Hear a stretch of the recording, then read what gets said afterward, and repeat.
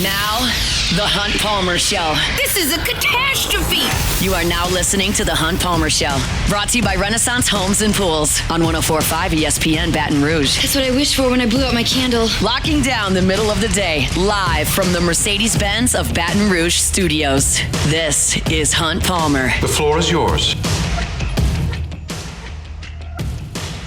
Wednesday edition of the Hunt Palmer Show, working towards the weekend. Appreciate you hanging out with us here on 104.5 ESPN Baton Rouge. We're here in Atlanta at SEC Football Media Days 2025. Gary Stokan going to join us here in 15 minutes, talk about the Aflac kickoff game here in Atlanta, as well as the Chick-fil-A Peach Bowl here in Atlanta. Always good to catch up with Gary, and we'll do that coming up here in 15 minutes. Oklahoma is taking their turn right now just in front of me. Brent Venables is up there speaking to the assembled press media.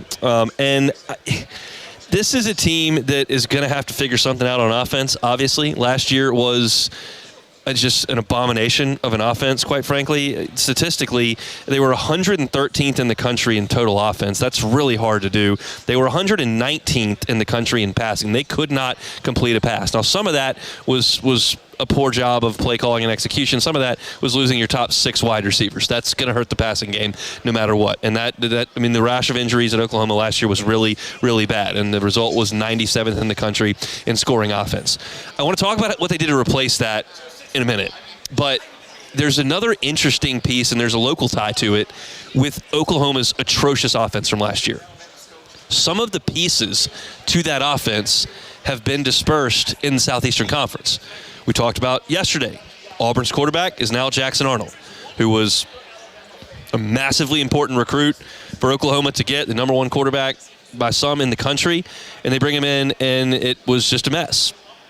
Can he find himself in a better situation at Auburn, where I think they've got a good offensive line and great receivers? And can he flourish after a disaster of a first year at Oklahoma? You're well aware that 2 of the pass catchers are in Baton Rouge. You've got Bauer Sharp at tight end and Nick Anderson at wide receiver. And the thought is that Bauer Sharp's going to play a ton for LSU, both blocking and catching passes. He's going to play more of a Mason Taylor role, where Trey'Dez Green is more of your pass-catching option. And Nick Anderson could be, one of your top 2-3 receivers if he's healthy, based on what he did 2 years ago when he set the Oklahoma freshman record for touchdown catches. So you got 2 of those in Baton Rouge. And then Mississippi State's here today, and Brennan Thompson played at Oklahoma the last 2 years.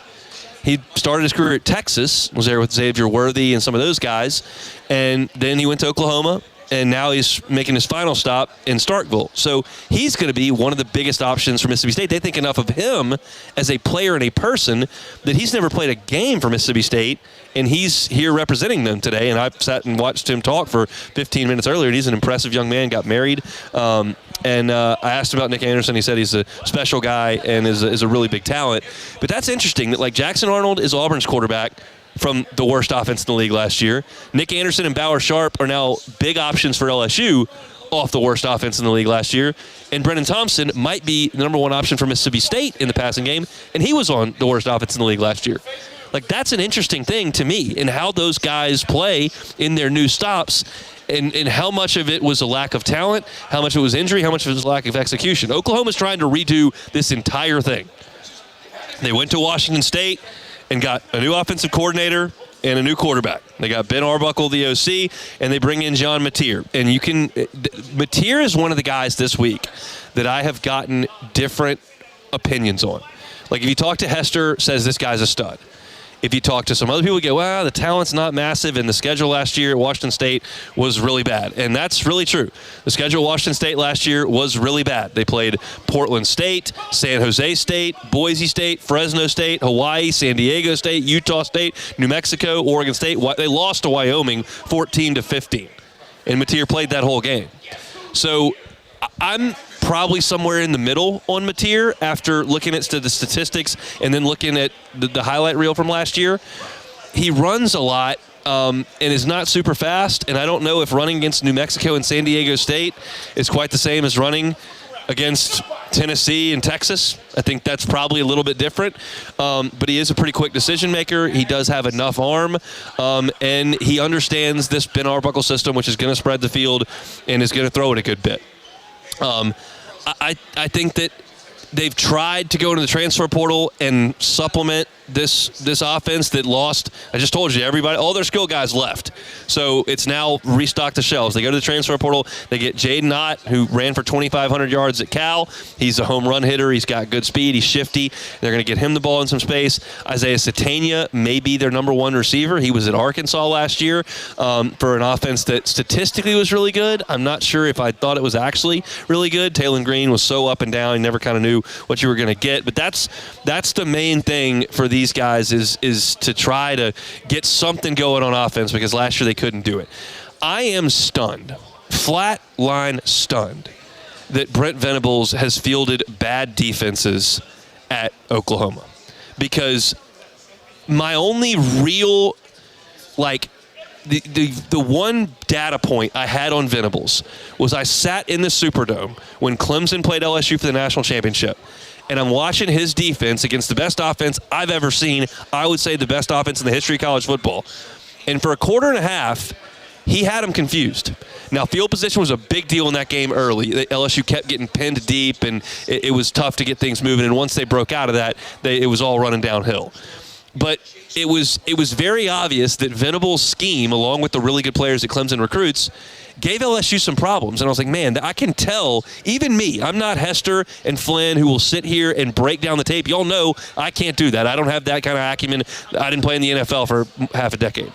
But I could sit there and watch and go, they are disguising blitzes incredibly well, and they're giving LSU, the Joe Moore winning offensive line, the best quarterback in the country, the Heisman, they're giving them problems. And I figured once he got to Oklahoma, even though Lincoln Riley turned that thing into a joke on defense, that he would get that fixed really quickly. And you look at their defense, it hasn't been that good. It was better last year. It was in the top 45 in pass defense, top 20 total defense. But the year before that, 110th in rushing defense, 63rd in total defense. It's taking time to get that figured out. If he's going to save his job this year, they've got to play great defense. They just have to play great defense. And they have to do that without Danny Stutzman, who's at linebacker, who's an All-American that the Saints have drafted, without Billy Bowman at safety, who was their best player on the perimeter. They do have some returners. Y'all are familiar with Dominic Williams from TCU. LSU wanted very badly. He's at Oklahoma. They returned him and two other defenders, Jaden Jackson and R. Mason Thomas, on the defensive line. R. Mason Thomas is here. He's a guy that's a factor on the edge, pressing the passer. And then you look at, they've got three returners in the secondary and the linebacking core total. So that's Venables' baby. And I just don't think that you as a head coach are going to have success when your expertise isn't really, really, really good. And they're going to need to be really, really, really good this year. Their schedule's a little funky. I don't know why they're going to Temple. That's just a ridiculous game to put on the schedule. Just take a trip up to Philly. I'm not sure why they're doing that, but they're doing that September 13th. Michigan will be interesting September the 6th. I think the assumption is that Bryce Underwood is their quarterback. That's a guy that if Venables is at his best and their defense is good and they're doing all those things that I'm telling you about with all the shifting and the disguising of coverages and everything that Venables is really good at, that could confuse a freshman. If you can beat them in Norman in that second game, they play Illinois State first, that's a big step in the right direction because there's a gauntlet coming in the middle for Oklahoma. There's a run in their schedule, and it does not include a bye. Well, there's one bye at the end, but it's not included in the teeth of it. You got Texas and Dallas on October the 11th. The next week, you're at South Carolina. The next week, you've got Ole Miss coming to Norman. The next week, you are at Tennessee. Then you've got a bye, and you're at Bama. That stretch right there may be what defines the Brent Venables, how long that era goes. Because if you fall flat and you lose to Texas and Dallas and you go to South Carolina and get beat by Lenore Sellers and you can't win a home game against Lane Kiffin and Ole Miss, and then you go with two road games in front of 100,000 people in front of Tennessee and Tuscaloosa, it goes haywire, I don't think Brent Venables will coach against LSU after Thanksgiving if they can't get it together in that stretch right in the middle of the season. And I just don't feel like it's going to happen. I predict that next time, I'm still looking at the podium, and Brent Venables is still up there. I think this is his last time at the podium at SEC Media Days. I do not think he will survive after this year. But that middle stretch is what's going to define it for this team. We'll see if they can get it done. I have my doubts about what they're going to be up in Norman. That's a big deal because if they do fire their coach by the time LSU gets there, could be a different team that LSU sees in this era of the transfer portal. All right, let's step aside. We'll take a timeout. When we come back, Gary Stokan is going to join us with the Aflac kickoff game and the Chick-fil-A Peach Bowl. That's all next. The Hunt Palmer Show. Highland Insurance Group, HighlandIG.com. You're all well aware there's a storm that is a-brewing in the Gulf, and that may not be the last one. I hope it is, but it may not be the last one. You got to make sure you have the proper insurance policies in place if you are a business owner. And the way to do that is to call the Highland Insurance Group and have them audit your policies. That doesn't cost you anything. They just take a look at your policies and see if your coverages are right. And if they're not, they'll fix them because they've got the markets as an independent broker to make that happen. So if you're a business owner and you want to be sure during this storm season that you've got your property policy right, that your business interruption limits look good, that you're not going to pay co-insurance penalties, all those things that may happen that some folks don't know in the ins and outs of insurance, call the experts and make sure that it's correct. It's the Highland Insurance Group, Jonathan Carbo and his team. Check them out at HighlandIG.com. Live from the 2025 SEC Football Media Days, powered by Parish Construction and Roofing. Enter now for your chance to win $10,000 cash at parishbuilt.com. Our coverage is also presented by Rev and Relief Windows.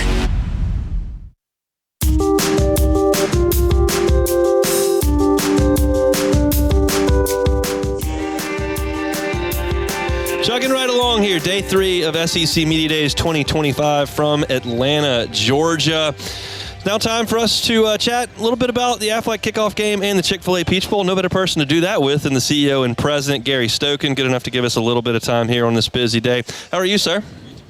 Great time of the year. It is a great time of the year, the unofficial kickoff of football season. If you'll allow me, can we go back to last year?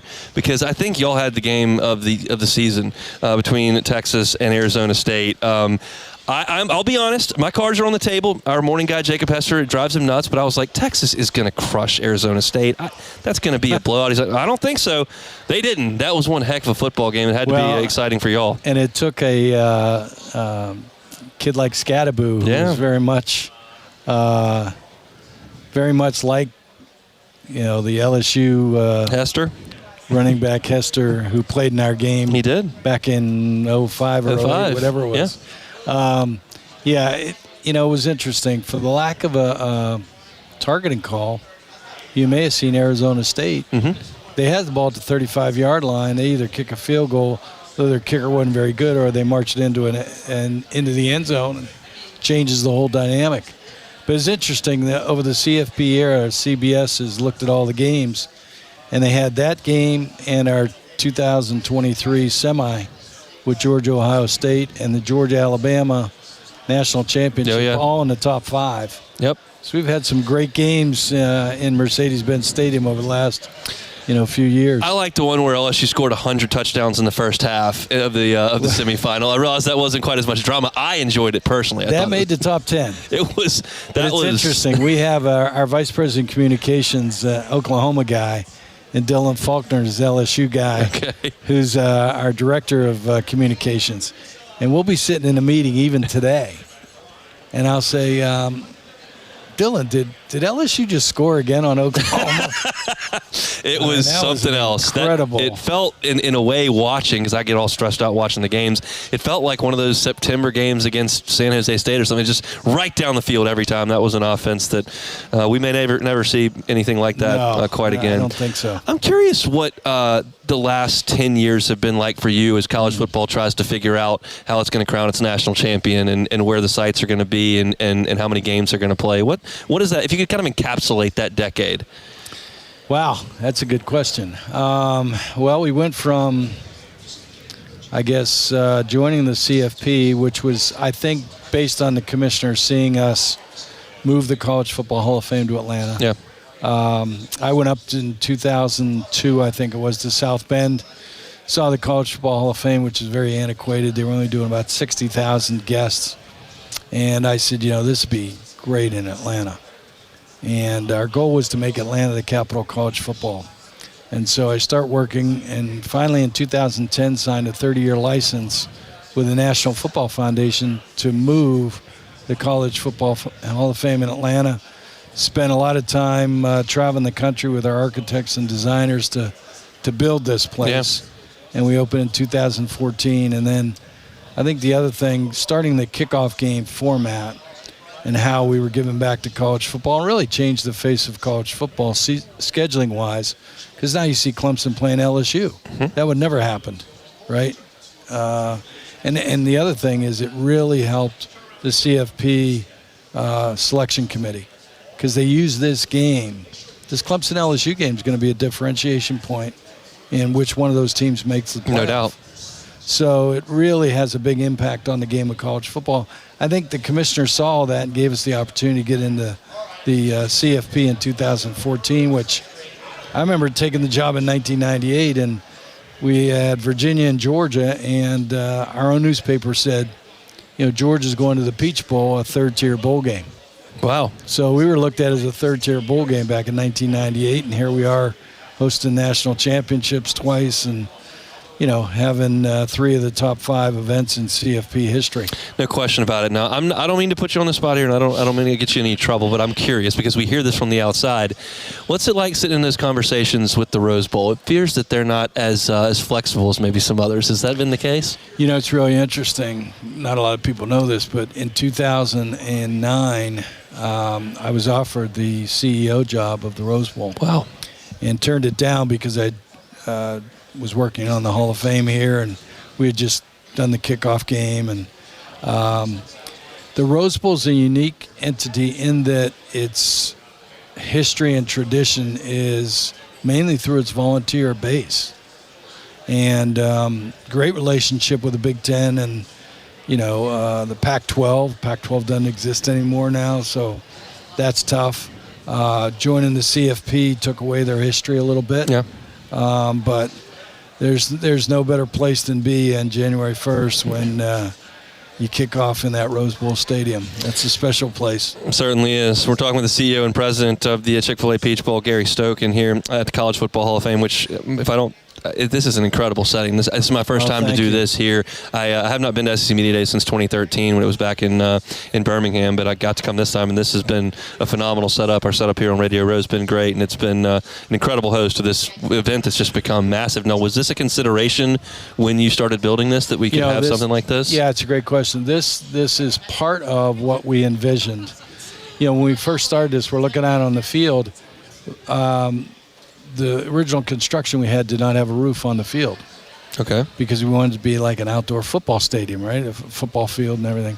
And we said, hey, for event space, we're going to need to cover that thing. So it cost us another $2 million to put the roof on this thing, which wasn't budgeted. So we had to go out and raise the money. But, the events that come in here are very, very successful. And one of these events was envisioned, to bring this to Atlanta and have events like this. So, yeah, it's been great. The SEC has been a great partner for us in Atlanta. 4 of the top 5 conventions in Atlanta, which is the 4th largest convention town in the United States behind Vegas, Orlando, and Chicago, are going to be college football games.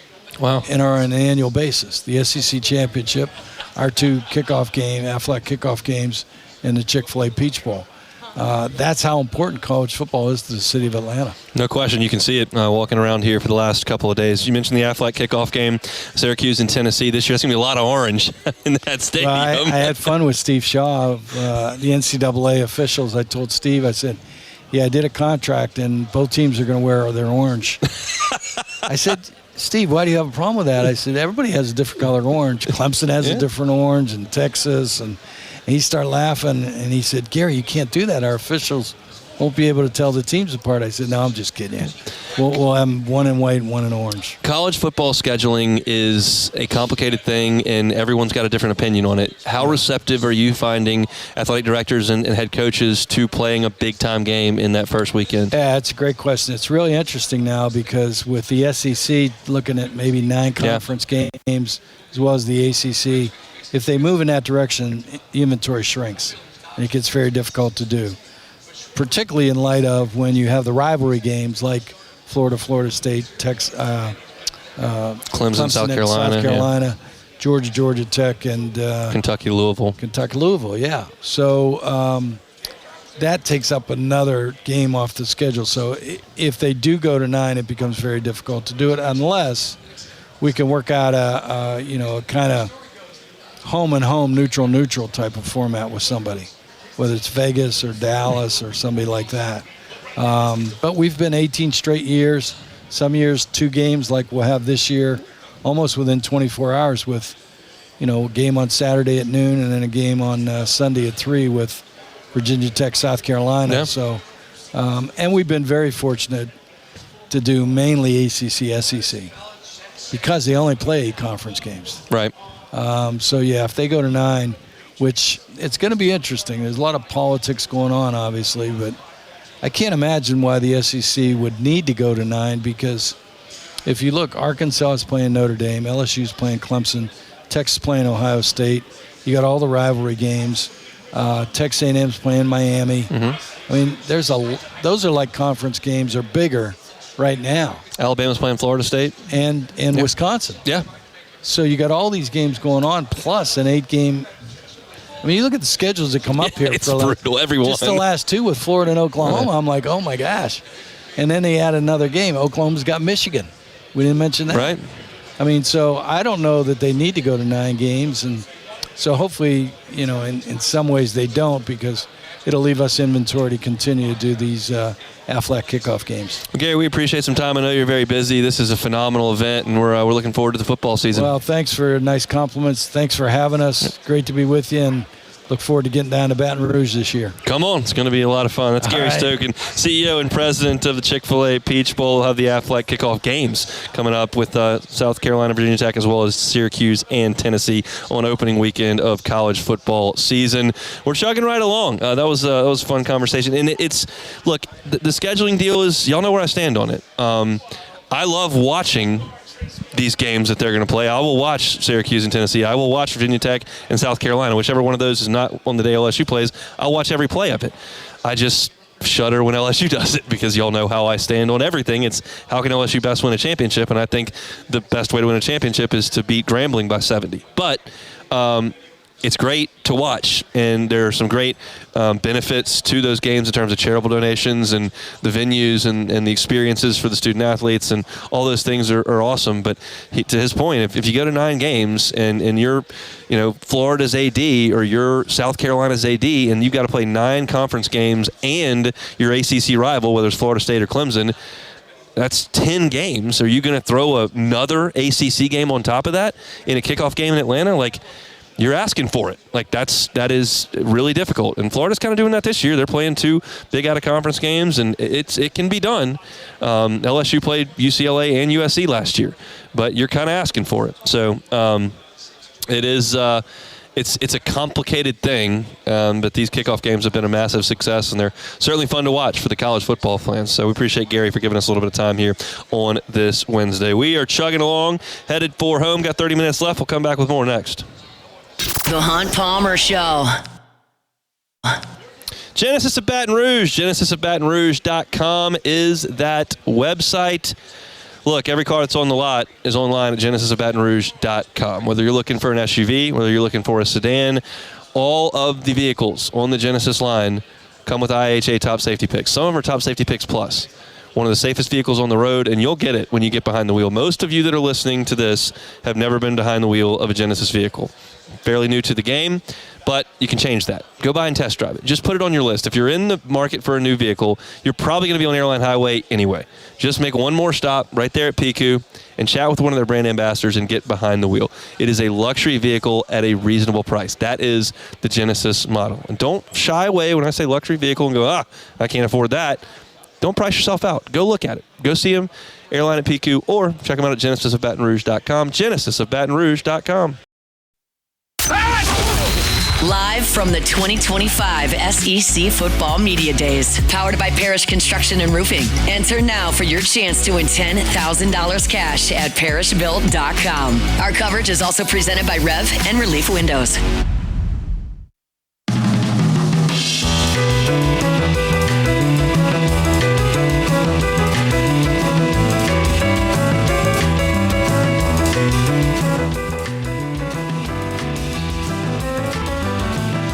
let's talk about Alabama, shall we? Crimson Tide took their turn here at SEC Media Days. I will tell you this, and you all have been listening for the last few days know that I haven't been to this event since 2013, and that was when it was in Birmingham, and I did the Hoover.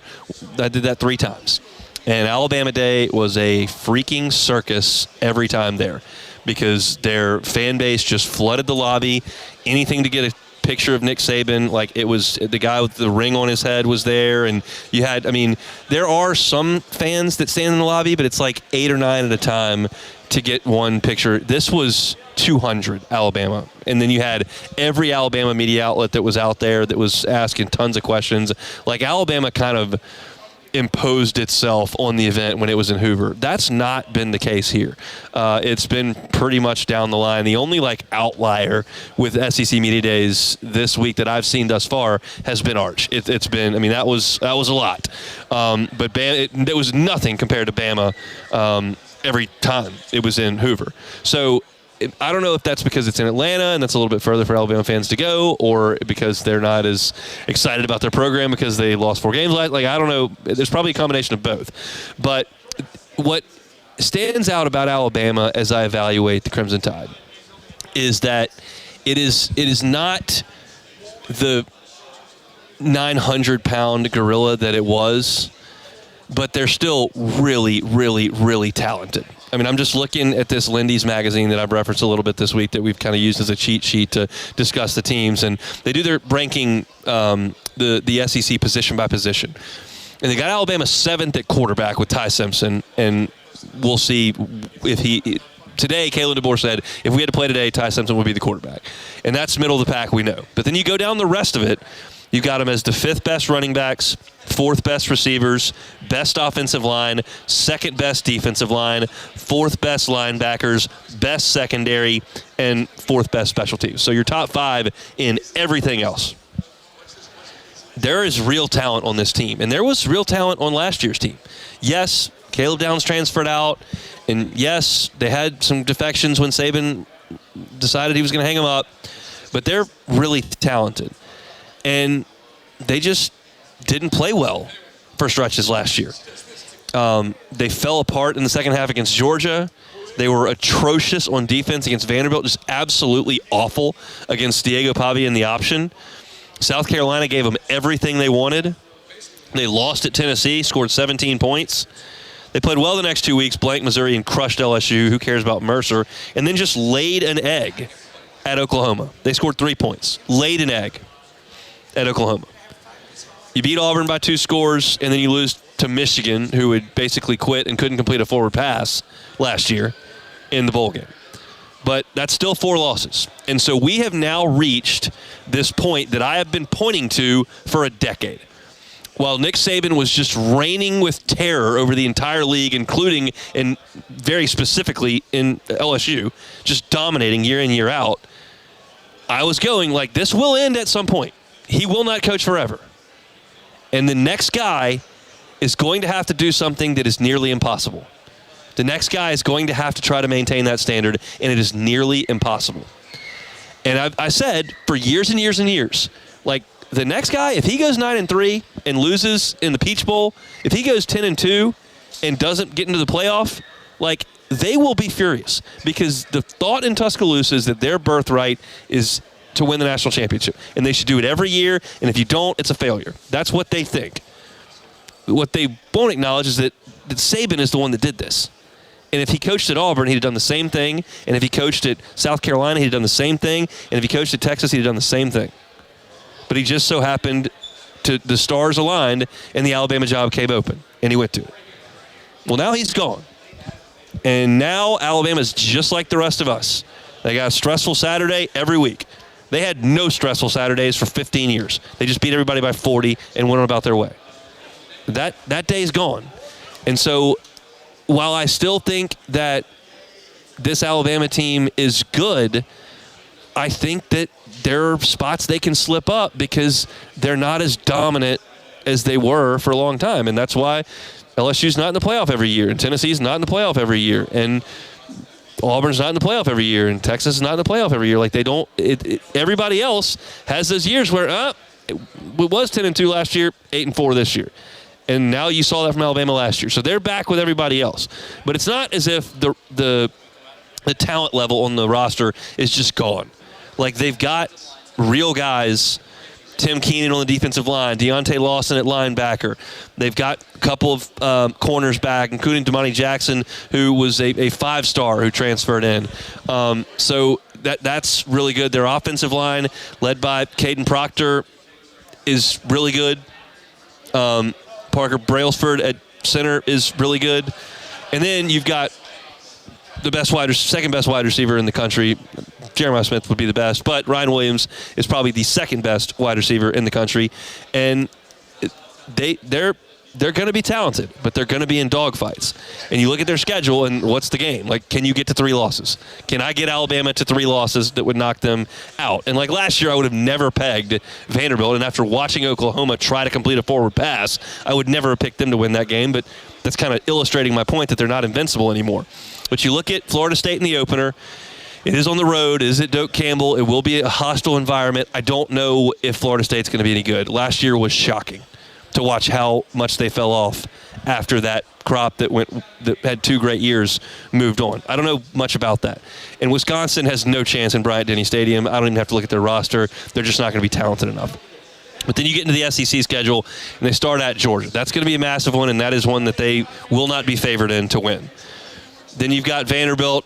All jokes aside, I think the Tide will probably handle Vanderbilt in Tuscaloosa. At Missouri, I think that's going to be fine. Tennessee comes to Tuscaloosa, and Tennessee has played them tough. They've beaten them the last 2 times in Knoxville. We'll see if they can kind of get over that in Tuscaloosa. But if you heard me yesterday talk about Tennessee, I don't think Tennessee is going to be very good, so I think they'll win that game. At South Carolina, that's losable. Lenore Sellers in that stadium can absolutely beat Alabama. LSU in Tuscaloosa, that's losable. And then you got the Iron Bowl at Auburn. And what I talked about yesterday when I was talking about Auburn is that they've got a chance to get hot before they play Alabama. It's not a guarantee, but the softest part of Auburn's schedule is right in front of Alabama. I mean, I did this yesterday, but I'll reiterate it. After the Georgia game for Auburn on October the 11th, this is what Auburn has in front of Alabama. Home Missouri, at Arkansas, home Kentucky, at Vanderbilt, Mercer. That could be 5 in a row. If Auburn wins 5 games in a row going into Alabama, who they play in Jordan-Hare this year, that's a game Alabama can lose. So what you're looking at is trying to get them to lose at Georgia, to split South Carolina and LSU, and lose to Auburn. That's, to me, the likeliest path to keep Alabama out of the playoff. As I look at it, I probably think Alabama is a 10-2 team. I'm going to lean on the talent, even though I don't know about Kalen DeBoer. We talked to Greg McElroy yesterday, and he was like, look, that's a late time to get that job with the Saban retirement. Everybody that was affected by the coaching dominoes, whether it was Washington, Arizona, Alabama, all those schools that shuffled their coaches when Saban retired and DeBoer left, and then you had Fish go up, and like it was – all those teams grossly underachieved relative to preseason expectation, and Alabama was one of those. Now they've got their feet on the ground. We'll see. But I'll tell you this. If they were to lose to Florida State, if they are to lose at Georgia and then maybe slip up against Tennessee, and if they have 2 or 3 losses by the middle of the season, that place is going to turn on Kalen DeBoer. Like that we know. That's not a guess. That is for sure. He loses 4 games last year and comes out of the gate and drops 2 before Halloween this year, which I'm not projecting, but if it happens, pitchforks will be out. That's not different than Baton Rouge, by the way. LSU comes out and starts 1-2, like, yeah, the pitchforks will be out in Baton Rouge too. That's not uniquely an Alabama thing. But it is a different set of circumstances in Tuscaloosa because the expectation was so high for so long, and now you are the guy that's following the guy. And if it doesn't go well early in this season, you could see some real unrest in T-Town. I don't think it's going to happen. I think they're a 10-win team. I think they compete to win the SEC, and they very well may be in the SEC championship game. But I'm pulling against it. I would like to see Alabama melt down. And I know the guy that will come on in about 18 minutes feels exactly the same way about that. But we'll see. I think it's a very talented team. The question is Simpson any good? And if Simpson's not good and they have to come down the depth chart a little bit, you know, maybe it's Austin Mack, maybe it's 5-star recruit that they brought in. Like, that's a season ender if your quarterback play is not very good. We don't know much about Simpson, but he's got the keys to it as of today because Kalen DeBoer said as much in his address to the media earlier this afternoon. All right, we got one segment to go. Stick with us. The Hunt Palmer Show. The Hunt Palmer Show. Always fired up to tell you about One Bath and Closets. David Duvall and his team at One Bath and Closets been at this for 3 decades. Trust somebody who's been at it for 3 decades instead of the guy down the street who you pay in cash. If you've got a real remodel or a real issue with the bathtub or really want a closet put together, call the guy who's licensed, bonded, and insured. Call the guy that has been doing this for 30 years and has a sterling reputation. Go to onebathandcloset.com and look at some of the great work that David Duvall and his team have done. If you have a consultation with David, it doesn't cost you anything. You just chat through what he thinks he can do for you. And it'll be customized, and it'll look phenomenal. Check out those pictures on the website, One Bath and Closets. They do have financing available.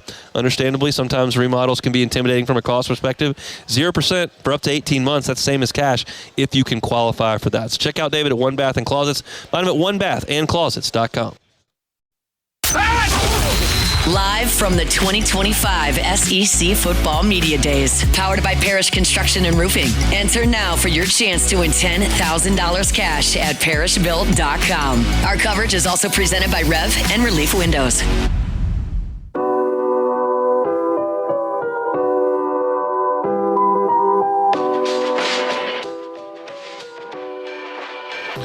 Wrapping things up here from my perspective for Wednesday at SEC Media Days 2025. Our Wednesday shows are brought to you by Renaissance Homes and Pools. Probably not going to be the best sunbathing weather for the next few days in Baton Rouge with that storm coming in, but still an awesome opportunity to get into the pool of your dreams and do it with Renaissance Homes and Pools. I'm going to give you Joey Blanchard's cell phone number. He's the owner. Joey will be there to start your process with a consultation. He'll be there step by step with the design. He'll be there for the digging of your pool, the finishing of it all. You get to deal with the owner of the company. That's the beauty of working with a local company. Joey's been in Baton Rouge for decades, and he's helped dozens and dozens and dozens of Baton Rouge area residents build the pool and customize the pool of their dreams. Call him at 225, obviously.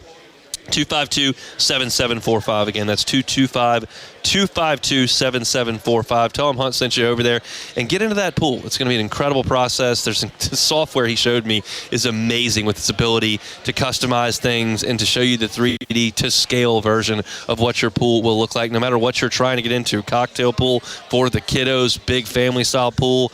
All that can be done with Renaissance Homes and Pools. They bring you our Wednesday shows each and every week. All right, there's only one more order of business here on this beautiful Wednesday in the ATL. That's a little bit of take it or leave it.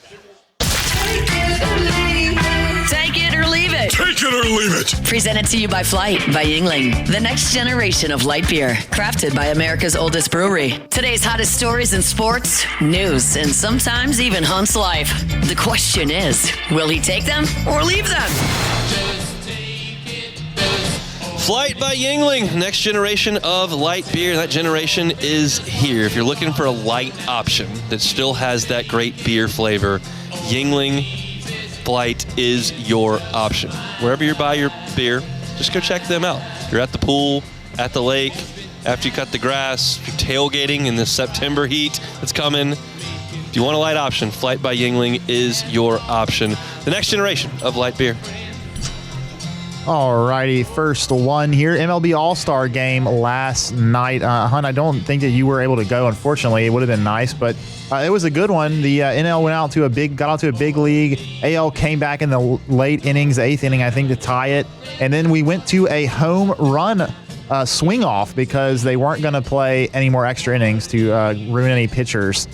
So Kyle Schwarber actually ended up really winning it for the NL. He had 3 home runs on his 3 swings. Kyle Schwarber, the one that got away. Take it or leave it. Leave it. I'll take it. I mean, I'll take it. obviously, he's gone on to have a great career. He was a godsend for the Cubs. He missed the whole season with a broken leg in 16 and came back literally for the World Series. Did not play in September, did not play in the first round or the second round, came back for the World Series and was part of the rally that won it with a single to right field in the 10th inning in Cleveland. And then the Cubs non-tendered him. So now he's hitting a bajillion home runs for the Phillies after he did so for the Red Sox and the Nationals. He is the one that got away, but always a 2016 champion and Country Mile Kyle. Love the guy. Alrighty, next one here. In an interesting move, the Texas Rangers actually gave Nathan Eovaldi his All-Star bonus. As you know, he was not an All-Star, but was one of the guys that was mentioned as a snub, along with Seiya Suzuki, of course. But Eovaldi has been really good this year. He's at 1.58 ERA, 94 strikeouts and 91 innings. Extremely good. But Jacob deGrom was selected as an All-Star, his fellow starting pitcher for the Rangers. But the Rangers giving Eovaldi his All-Star bonus, even though he wasn't an All-Star. Take it or leave it. I'll take it. I'll take it. It's $100,000 for Eovaldi to get that All-Star bonus. That's the kind of thing, if you do that as an organization, you attract free agents. You attract people that want to play there. I'm confident that most baseball teams do great things for the players in their organization, but like I follow Josh Smith and his wife on social media. They like to have fun on social media. They're good follows, and they just had their trip out as the Rangers' trip to San Diego to play the Padres was family weekend, and everybody could get on the plane and stay in this resort and on the ocean side. And like, you do things like that, and like the Rangers do with giving the bonus and letting players bring their families on road trips, you get people to play there, and that's good on the Rangers. Yeah, Chicago, take note. Maybe Seiya should get his All-Star bonus because he was certainly deserving. That'd do some goodwill for the Cubbies as well. All right, last one here. Oakmont Country Club is in the news, and for what reason is because Wyndham Clark, of course, who came out, or the information was released somewhat kind of conspicuously. No one ever said specifically what happened, but Wyndham Clark basically all but confirmed it in his press conference a couple weeks ago that he did in fact damage one of the lockers at Oakmont. There were photos posted of this during the tournament, and it was pretty bad. I mean, he literally destroyed a part of this locker room that is an historical piece of golf history, with Oakmont being one of the most legendary courses that we have in America. And Oakmont decided that they actually are going to ban Clark from its property after the incident at the U.S. Open. And they pinned a letter. The president of the club wrote that they reached the decision to do this after multiple discussions with the USGA and the club's board. So Oakmont banning Wyndham Clark. Take it or leave it. I'm going to leave it. I mean, leave it alone. Look, Wyndham Clark acted like a child. You can't do that. But Oakmont can just sweep it under the rug and move on. I mean, I don't think that if they had condoned the action and not done anything, that would just invite 4 more tour players at the next U.S. Open there to break into the locker room and bash everything all over the place after they play a bad round of golf. I think that it was just an immature action by a guy that was frustrated. I don't think he'll do it again. I don't think it's going to be repeated by anybody. I don't think they had to take action. Okay, but I get it, but I wouldn't have done it. Oh, the problem is that he did do it again later. A few weeks later at the PGA, he threw his club behind him, or I don't remember which tournament it was. It was after the U.S. Open. He threw his driver behind him and went through a cardboard sponsorship sign and almost hit a volunteer. Like, he has continued to show that he's not changing his actions. And I agree with you. I don't think that but my point is, I don't think Oakmont is doing this to say, like, we're not going to tolerate this behavior. I think they're doing it because this shouldn't be the case. Like, these pro golfers, like, they aren't held to a standard when it comes to these things. They can throw their clubs, they can throw hissy fits and destroy lockers like Wyndham Clark did. And for some reason, the PGA just doesn't do anything about it. And so I actually really commend Oakmont for doing this. It may not end up actually mattering that much, but at least they're making a statement, like saying this shouldn't be acceptable. It really shouldn't. It's not. And then the PGA Tour ought to find him and do something, but I don't think Oakmont needs to make more news out of the story that was buried in the news cycle anyway. So that's just my 2 cents. Who's going to win the Open Championship, Beck? I'll take Tommy. How about Tommy? Tommy Fleetwood. He's due, hon. He's been due for years. He's been due for a decade and a half. He stinks.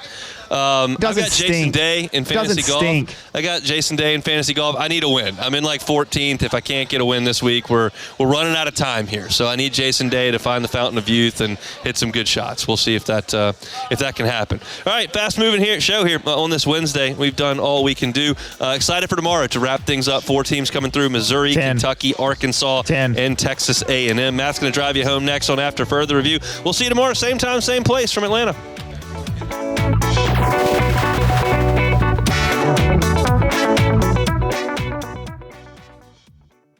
The Hunt Palmer Show.